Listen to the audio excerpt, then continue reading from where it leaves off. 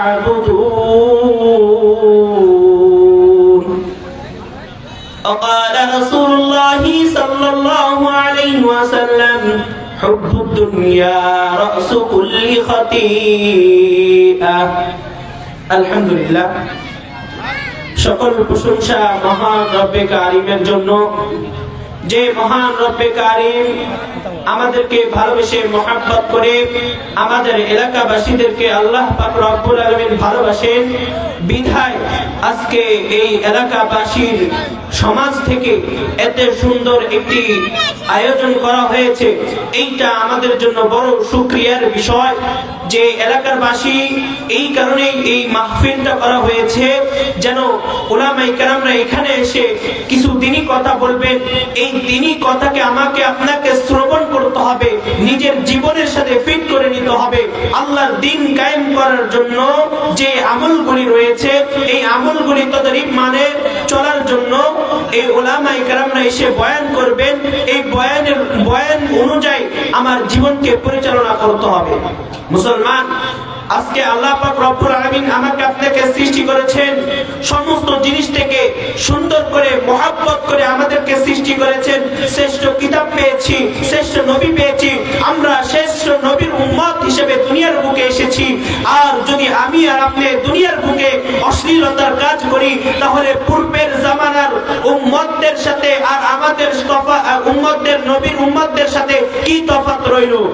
এই জন্য আমরা যেহেতু শ্রেষ্ঠ কোরআন পেয়েছি, শ্রেষ্ঠ নবী পেয়েছি, তাহলে আমাদেরকে সঠিকভাবে চলাফেরা করতে হবে। আল্লাহর দ্বীন কায়েম করার জন্য যদি যা করতে হয় আমাকে তাই করতে হবে। যেই ঘুম আমাকে জাহান্নামে নিয়ে যায় ওই ঘুম আমাকে ছেড়ে দিতে হবে।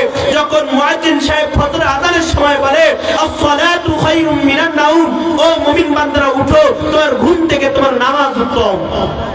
তাহলে আমি আর আপনি ওই যে ঘুমের মধ্যে কতল রয়েছি, ঘুমের মধ্যে বেহুশ রয়েছি।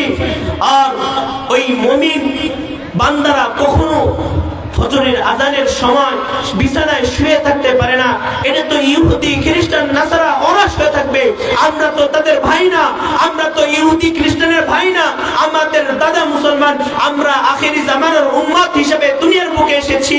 আমাদের বাবা মুসলমান, আমরা শ্রেষ্ঠ কোরআন পেয়েছি, শ্রেষ্ঠ কোরআন হিসেবে পেয়ে আমরা যে নবীর উম্মত হিসেবে দুনিয়ার বুকে আসতে পেরেছি, এটা আমাদের জন্য শুকরিয়ার বিষয়।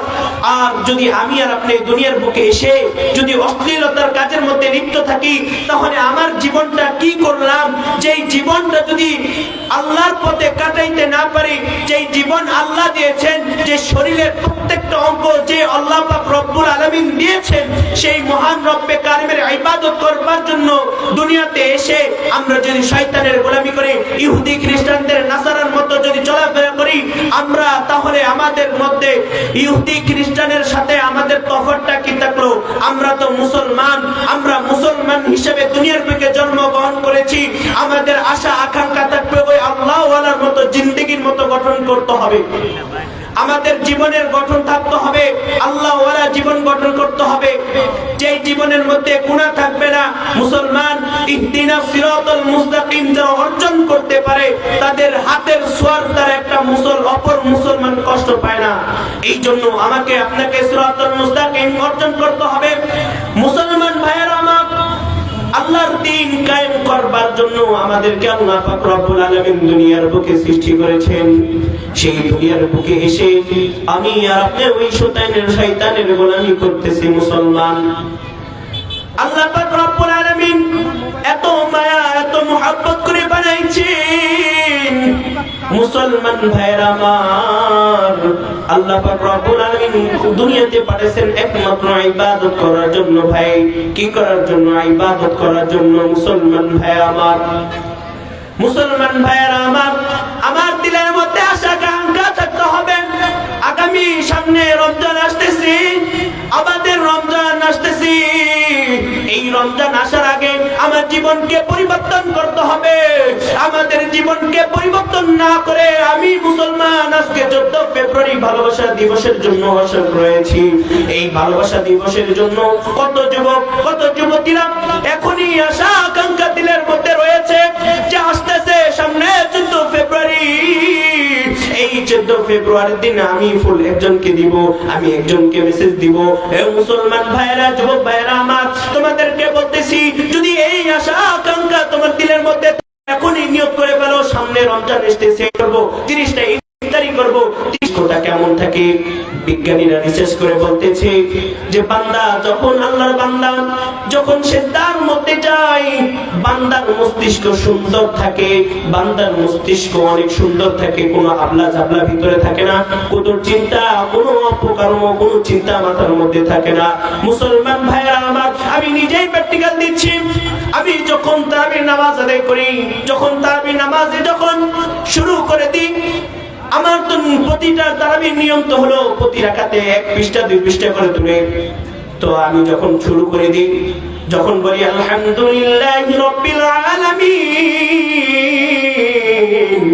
আলহামদুলিল্লাহি রাব্বিল আলামিন বলে শুরু করে দিই ভাই, নামাজের মধ্যে এত মজা পাই তা আপনাদেরকে বলে বোঝা যাবে না।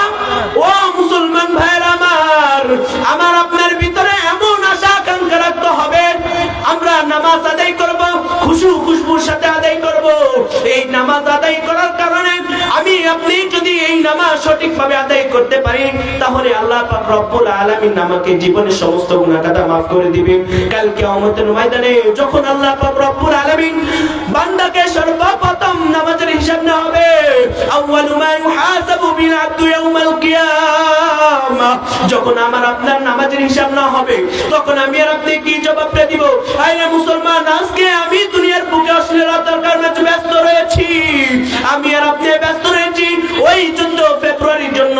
আমরা তো মুসলমান, আমাদের দিনের মধ্যে আশা আকাঙ্ক্ষা থাকতে হবে। আমাদের সামনে রোজা আসতেছে, আমাদের রোজাকে সামনে রোজা আসতেছে, এই রোজার সামনে নিজের রোজাকে নিয়ে নিজের মধ্যে আনন্দ রাখতে হবে। সামনে রোজা আসতেছে, এই রোজার মধ্যে যেন আমরা সঠিকভাবে চলতে পারি। এই আল্লাহর কাছে দোয়া করেন, আল্লাহ সামনে রোজা আসতেছে, আল্লাহ আপনি এই রোজা যেন আমরা পালন করতে পারি, এই রোজা যেন সুন্দরভাবে আপনার হুকুম মোতাবেক যেন চলতে পারি। আল্লাহর কাছে দোয়া করেন, আল্লাহ এই রমজান মাসে যেন আমি সঠিকভাবে আপনার হুকুম পালন করতে পারি। ও মুসলমান ভাইয়ের আমার, চিন্তা ফিকির ফেলে দাও, ওই 14 ফেব্রুয়ারি ফেলে দাও। এই 14 ফেব্রুয়ারি মানে কত মেয়ের ধ্বংস হচ্ছে।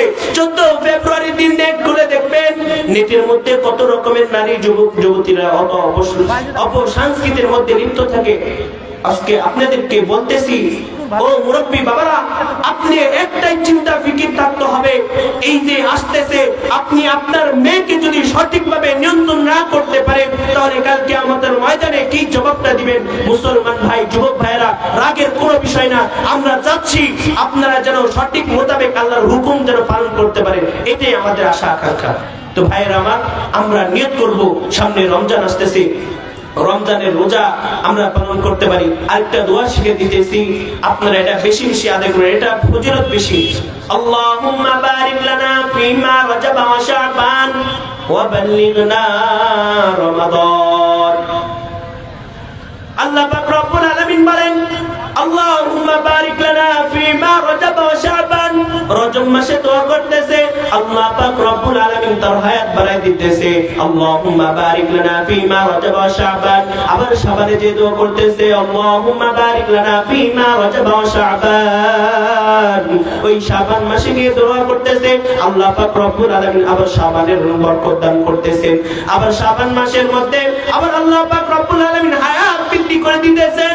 এরকম ভাবে আল্লাহ পাক রব্বুল আলামিন এর কাছে যখন বান্দা দোয়া করে, আল্লাহুম্মা বারিক লানা ফিমা রাজাবা ওয়া শাবান, আল্লাহ পাক রব্বুল আলামিন তাদেরকে হায়াত দিয়ে দেয়। তাহলে আপনাদের প্রশ্ন আসতে পারে, যদি আমরা যদি এই দোয়া করার কারণে যদি আমাদের হায়াত বাড়ে, তাহলে যদি আমরা মরে যাই, তাহলে যদি আমরা মরে যাই, তাহলে আমাদের হায়াতটা কিভাবে বেড়ে গেল? আমরা তো আগেই মরে গেলাম। আল্লাহ পাক রব্বুল আলামিন বলেন, বান্দা তোমার কোনো টেনশনের কোনো কারণ নাই, তোমার কোনো চিন্তা ফিকিরের কোনো কারণ নাই। বান্দা মনে রাখো, আমি আল্লাহ পাক রব্বুল আলামিন যে তুমি 11টা মাস যদি দুনিয়ার বুকে থেকে ওই যে লাইলাতুল কদরের মধ্যে যে ইবাদত করি করতে, যে সওয়াব করি পাইতে তুমি মরে গেল, আমি আল্লাহ পাক রব্বুল আলামিন আমি ওই 30টি রোজা এবং যে লাইলাতুল কদর এবং যে হায়াতের মধ্যে যদি এই আমলগুলো করতে, আমি আল্লাহ পাক রব্বুল আলামিন ওই আমলের পরিণতি আমি আল্লাহ পাক রব্বুল আলামিন দিয়ে দিতাম। তাহলে একটাই কথা মনে রাখবেন, আমরা বেশি বেশি এই দোয়াটা পাঠ করব। আর সমস্ত চিন্তা ফিকির বাদ দিয়ে দেন, দুনিয়ার কোনো চিন্তা ফিকির মাথার মধ্যে রাখা যাবে না। এই যে 14 ফেব্রুয়ারি বিশ্ব বেহাপানা দিবস, এগুলা চিন্তা ফিকির বাদ দিয়ে দেন, যে সামনে রোজা আসতেছে, আমি নিজেকে পরিবর্তন করে ফেলবো ইনশাআল্লাহ। বয়ান সংক্ষিপ্ত, অবশ্যই যে আলোচনা করলাম এর উপর আমল করবেন ইনশাআল্লাহ। আল্লাহ পাক রব্বুল আলামিন আমাকে এবং উভয়কে এই আমল করার মতো তৌফিক হিম্মত দান করুক। ওয়া আখিরি দাওয়ানা আলহামদুলিল্লাহি রাব্বিল আলামিন।